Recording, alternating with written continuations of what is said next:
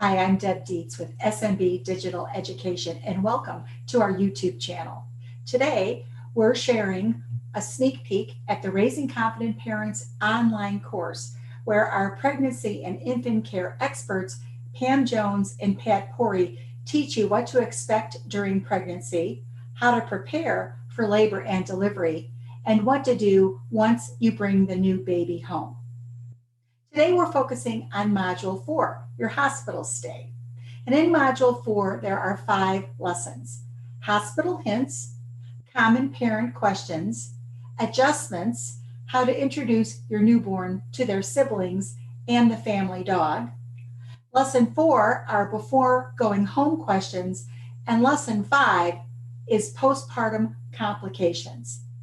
So here's a sneak peek, a quick look at Lesson 5, Postpartum Complications, where Pam Jones interviews new mom Dr. Catherine Taylor about her post-birth postpartum complications.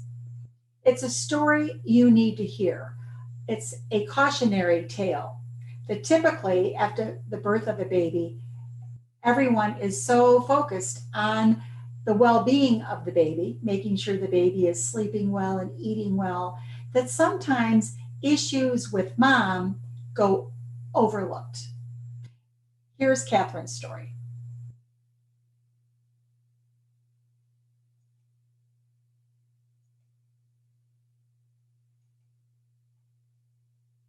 Expecting parents did watch the video about possible postpartum complications in the class before our interview, so they have a little bit of an idea of what we may be talking about. And can you just tell us about your postpartum experience? Sure. So I had my twins about 6 years ago, and prior to that, I had 2 daughters. They're singleton pregnancies. I had really normal deliveries and recoveries with them. So I had a really smooth pregnancy with the twins as well. I went all the way to 39 weeks and 1 day, which was pretty much as far as you can absolutely go with twins. So I didn't know a lot about complications. I didn't really even know quite what to look for. So I went into the births, and the doctor had recommended me for a vaginal birth because I had had 2 successful vaginal deliveries, and the babies were both head down. So I delivered in the operating room, but anticipated a vaginal birth. My daughter, twin A, came out within a few minutes vaginally. But then when I went to go push twin B out, my son, we started to hit some complications, and long story short, we had to go into an emergency C-section. So, the recovery from that, both the vaginal and a cesarean delivery, was obviously a lot, and not something I quite knew how to wrap my head around and anticipate, and especially because I was coming home to, 4 kids, 5 and under. So it was kind of a lot to take on. And but my recovery process in the hospital was pretty normal, I would say. I went, stayed the average 4 to 5 days after the cesarean to, be monitored and make sure everything was okay.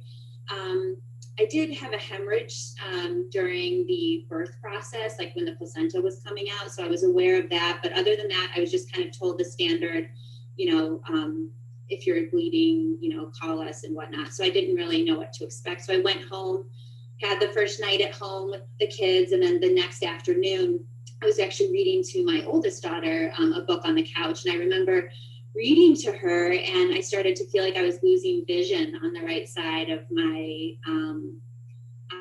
And I kept seeing these flashing lights, and I couldn't see the words anymore. And I'd never had that experience before, and I didn't, really know what was happening. So thankfully, Pam, you were there helping me take care of my kids. And I just remember going up to you and saying, I think something's wrong. I can't see. I was not smiling, though. I had a look of panic on my face. And neither one of us smiling. I was like, I can't see the pages. I can't see the words on the pages. I'm having trouble seeing. So Pam was, very calm, told me to go ahead and lay down. Luckily, knew or had a suspicion of what was going on, and sent my husband out to go get a blood pressure cuff from Walgreens, which is down the street from us.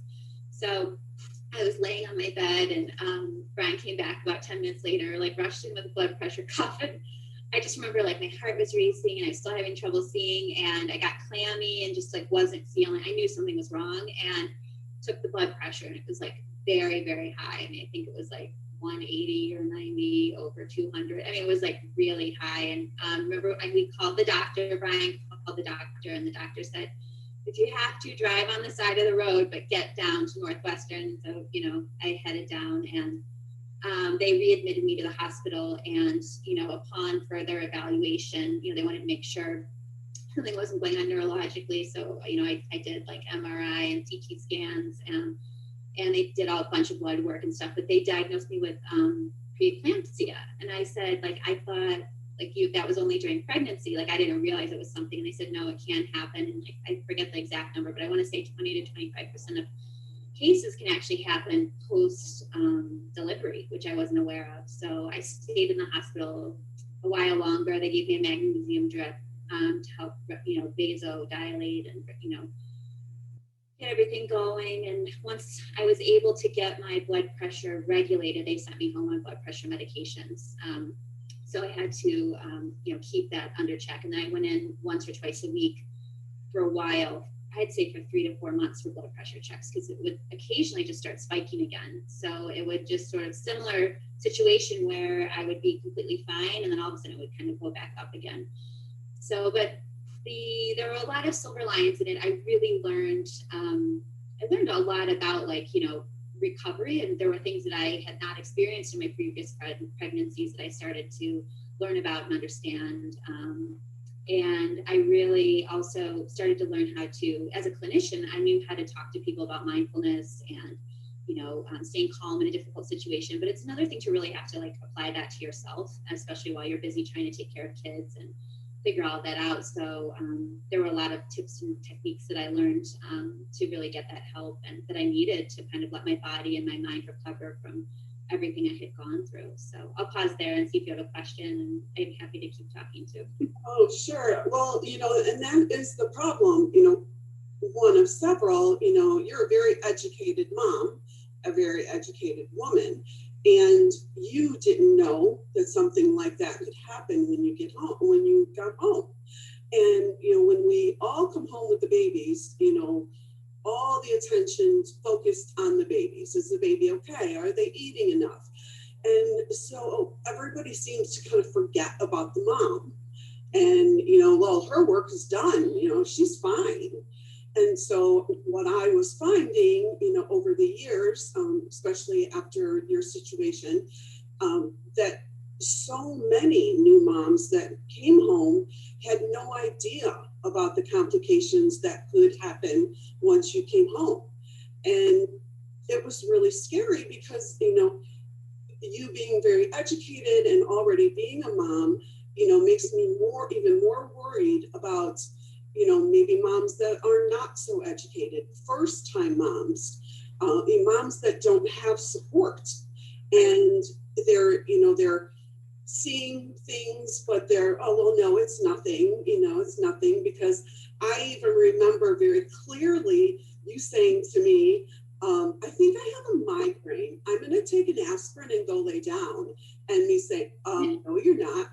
And you're like, why not? And so, you know, it just worries me so much that, you know, since then, and we've had so many moms that I've talked to that, you know, don't know that you can have postpartum preeclampsia, don't know what to look for, you know, headaches, blurred vision, you know, upper right sided upper gastric pain behind your ribs, you know, dizziness, even, you know, subtle things, you know, just lightheaded. I mean, yours kind of hits you like, okay, yeah, I'm sorry, this is not a migraine. We're not going to give you aspirin and pack your head with ice. You know, if the blood pressure cuff comes back and you have low blood pressure, okay, but we're going to make sure. And, you know, there's just so many moms that don't know, and that's what really worries me. And, you know, that's why, you know, we've been doing videos, we're doing classes, we're trying to get the information out there. Such great information, and information that's not well known to new moms.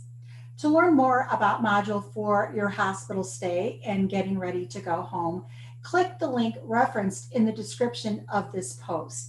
And please, I invite you to like the SMB Digital Education YouTube channel so that you can get notified every time we put up a new video. Thanks for being with me today. I'm Deb Dietz with SMB Digital Education. We'll see you soon.